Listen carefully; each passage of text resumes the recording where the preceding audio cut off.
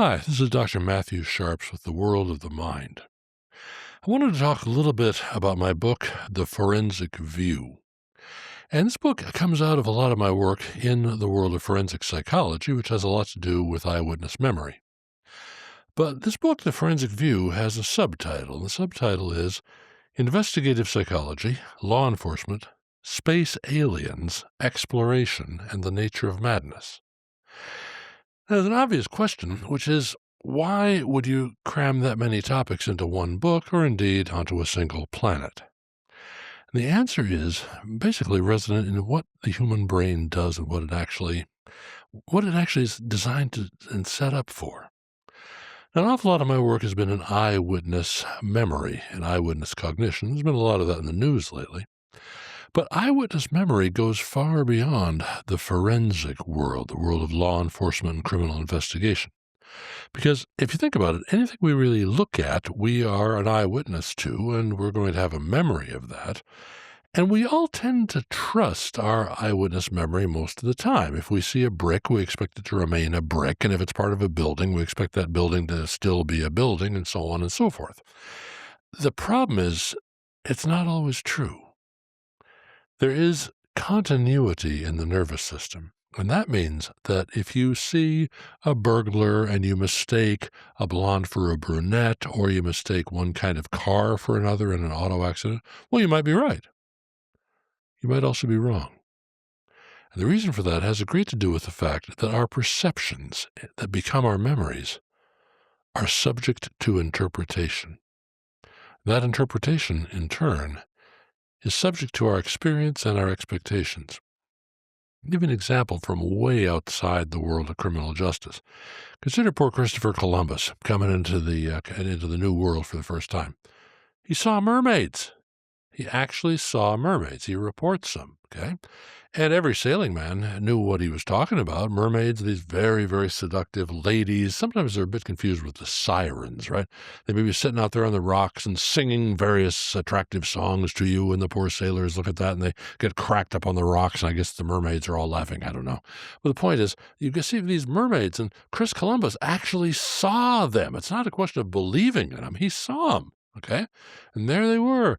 And Chris Columbus at least tells us, well, they weren't as attractive as he thought they were going to be.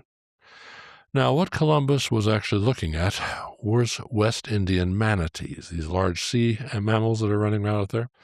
Now, anybody who lived in the area, the native peoples, knew damn well what a manatee was. They even knew what they tasted like. But Columbus had never met anybody that knew anything about manatees. Now, he does at least have the grace to tell us that they weren't as beautiful as he expected. Now, admittedly, there are people who insist on saying that manatees are truly beautiful. They're trying to show their love for all living things. Fair enough. If you think manatees are beautiful, that's fine. But if you've ever watched one, sort of chomping and slobbering its way through a giant mass of cabbage or something, you look at that manatee, say, yes, okay, it's wonderful. It's a beautiful animal, I guess, despite all that cabbage all over its face. But you're not going to find the average human asking a manatee for a second date. Okay, let's just hope the people who think they're beautiful are not too into the whole seductive thing. It'd be better, okay? But the point is, Columbus had absolutely nothing to compare a manatee with. Now, this is a man who, we know he had sailed in the North Atlantic. He may have seen a walrus, may have and you can think about it, once you've seen a walrus, you say, well, I wonder if that's what a manatee is like. But maybe you just heard stories about them, okay? Marco Polo, that's not the swimming pool game, that's the explorer, okay? He tells us not only that he believes in unicorns, he tells us that he saw them, okay? But he also suggests they weren't quite as attractive as the beautiful kind of My Little Pony with the horn on its head you get in all the books. What he was looking at, of course, was the Indian rhinoceros. And damned if it isn't. Bigger than a horse. I guess some of the younger ones are the size of a horse, but it's about a horsey kind of a thing in it. And it's got one horn sticking out of its face. So technically, I guess it's a unicorn. But if all you do is hear the story, that story gets into your memory. Chris Columbus had heard tales. Every sailing man of his era had heard these waterfront stories of the mermaids being seductive and all that, and he actually sees them out there, and they're not exactly attractive by his standards. He's looking at a large marine mammal. Okay, people heard of Marco Polo. They didn't believe him, by the way. All his wonderful stories. They called him Marco Miliones, right? The Marco of the Million Lies. Okay, but damned if you didn't really see a unicorn. It's just that the unicorn happens to be a one-horned rhinoceros. How is this possible? You say, well, fair enough. I've heard the story and I don't know exactly what I'm talking about. Another ancient example, same thing that happened to the historian Herodotus, the very first historian, okay? He describes the hippopotamus. He describes it having a horse's mane and tail and neighing like a horse. Now, where did he get this? Now, he admits he's never seen one, but the word hippopotamus in Greek means the horse of the rivers, the river horse. Well, if you therefore expect the damn thing to be horsey, don't you? It's going to be, neighing and having, maybe it likes oats, who knows? But the point is, fair enough, but is any of this really relevant to eyewitness memory? Because we look at things, right, and we remember them. It's not a question of stories influencing us, is it? Now, look, when we look at memory, we tend to think of it almost like, you may remember them, these wonderful old jigsaw puzzles. Used to be, they were really high quality. They're quite expensive too in boutique hobby shops. They're made out of wood. When you finish the thing, you can hang it on the wall as some kind of a decoration, right? Well, when you took that, if you took one of those really good wooden puzzles and turned it upside down and gave it one quick shake, okay? Well, a few pieces fall out. Let's say it's a picture of a barnyard or something, and you've lost a pig here and a part of a tractor wheel there. Well, you put it down on a table, you've still got a barnyard, don't you? And that's how most people think of memory, including eyewitness memory. Okay? And eyewitness memory is about the most influential thing on a jury in a criminal trial. The most influential evidence comes from confident and credible and attractive eyewitnesses. That actually matters. Okay, so if you're ever accused of a crime, make certain that you're only accused by very ugly people. That's important. Okay. But of course, there are many attractive people who tell the truth. There are others who tend to lie a lot. In fact, your personal attractiveness doesn't have a hell of a lot to do with how truthful you are, does it? But factors other than the pure information get in there. But how could they get into the memory? They do. Because we all expect the fact that a few pieces might fall out of the jigsaw puzzle. Okay? We all know that we go on vacation someplace and we remember we were in Florida or Hawaii or the Bahamas, wherever we went, okay? And we may even remember the name of our hotel. None of us remember the number, of our plane ticket, right, of what seat we had on the airplane. Despite that was incredibly important to us for about 5 minutes, but despite that, we don't remember it, and we accept that. We accept the minor forgetting of details. But there's way more to it than that, and we've known that since the 1930s. A British psychologist named Frederick Bartlett did wonderful studies.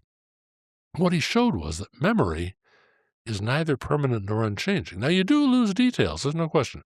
Bartlett showed that you do lose, as I just said, details. The memory gets shorter because details are lost. The number isn't there, maybe the seat number isn't there, maybe the airline isn't there, maybe you forgot the name of the hotel. You certainly forgot, right, the name tag on the person who checked into the hotel. You forget little details. We accept that. Fair enough. Memories get shorter.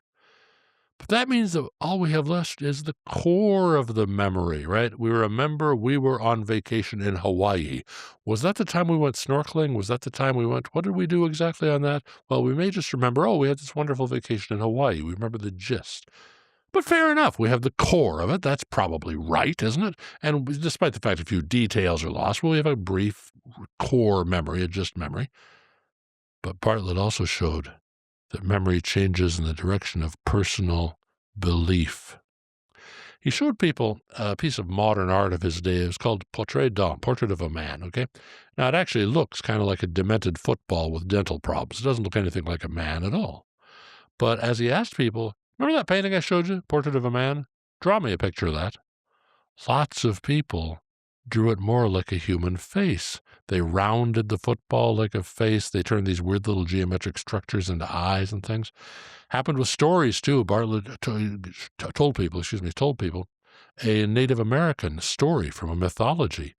His British research subjects, actually turned the motivations of characters in it in the direction that you would expect of Englishmen of that time. Memory doesn't just change in the direction of gist and brevity. It changes in the direction of personal belief. And if we believe the person that robbed us was a brunette when they were in fact a blonde, they may stay a brunette. Now, does this really happen? Yeah. In my own laboratory, We published work years ago looking at what kinds of mistakes do people actually make in eyewitness situations. And people were not under stress. Now, in future audio and video presentations in this series, we'll talk about stress in a lot of detail because stress is what you're under. People shooting at you, you're under stress. Somebody's robbing the bank, you're under stress. But in our experiments, nobody's under stress. They could be sitting there eating popcorn, okay? They're not under stress. But even not under stress, average person makes almost two mistakes of the appearance of the perpetrator of a crime, their clothing, their face, their physique. They make about two mistakes. You say, well, that's not very many. Really? It's enough to send the wrong person to prison. But what about this? Well, there were other kinds of mistakes people make too, right? They'd forget where the mailbox was. They forget how many doors there were. They make all these environmental errors. Where was the bush? Where was the tree? Okay, you expect that, don't you? You expect those to be common, don't you? Problem is, those are not the second most common error. The second most common error, and it was 1 1/4. People, on average, make 1 1/4 mistakes of this type, was the error of the imagination. And what that means is people just plain made stuff up, and they didn't know they were doing it. They would add details. They would take details out. Some of the details were extremely precise, and some of them made no sense at all. In some of our studies, we have a static photograph. It's a person, committing a crime, and there's another person. There's two of them there, okay? It's a static photograph. And then we ask people, what do you remember happening after the action you saw in the picture? And we make sure we ask this many different ways. So we're not asking anybody to tell us a story, Grandpa. We're saying, what do you remember? And there's only one answer to that. And the answer is, dude, it's a photograph. Nothing happened next. And here's the problem. People tell us. They told us stories of all the amazing things that happened after the photograph they saw. Sometimes a car comes up and roars off. Sometimes somebody drags a hostage up a ladder. Sometimes somebody give you the exact distance. She turned and faced him in a violent manner within 21 feet. And now remember, confident, credible eyewitnesses, attractive ones too, right? The jury tends to believe them. My goodness, the witness, he or she, gave us the number of feet. It's like they had a tape measure. Boy, that person has to be right. And the wrong person goes to jail. Now, nobody wants the wrong person to go to jail. Say, oh, well, my politics are such and such that I want to protect the innocent. Well, good. But people aren't that crazy about it. They don't want the wrong person going to prison either, do they? Because if the wrong person goes to prison, I've heard this sometimes from people. Well, he may not have done this crime, but I'm sure he did another one. But if you put the wrong person away, the right one is still out there. And that is why we have got to get eyewitness memory right. And that's why in this series, we're going to talk a bit more about eyewitness memory. In several different venues, we're going to talk about the criminal justice system. We're going to talk about the effects of stress on eyewitness memory. The stress that can come from something anywhere from just being under stress to being drunk to being shocked. These things change our memories. But we're also going to talk about what happens with reference to eyewitness memory outside that realm, and that's where the title of my book comes in. People who've seen the paranormal, they are eyewitnesses. Great explorers who see a rhinoceros and come up with a unicorn, they are eyewitnesses. And the last bit of that title, The Nature of Madness, when we as psychologists or psychiatrists, other mental health professionals, look at people who have mental illnesses, we look at the symptoms they have, the nature of what, in archaic terms, we used to call madness. To what degree do our eyewitness processes influence even that? So we're going to go into more detail on this as I talk about my book, The Forensic View. I'm Dr. Matthew Sharps. This is The World of the Mind, and hope you subscribe if you feel with it. Thank you. If you feel like it. Thank you.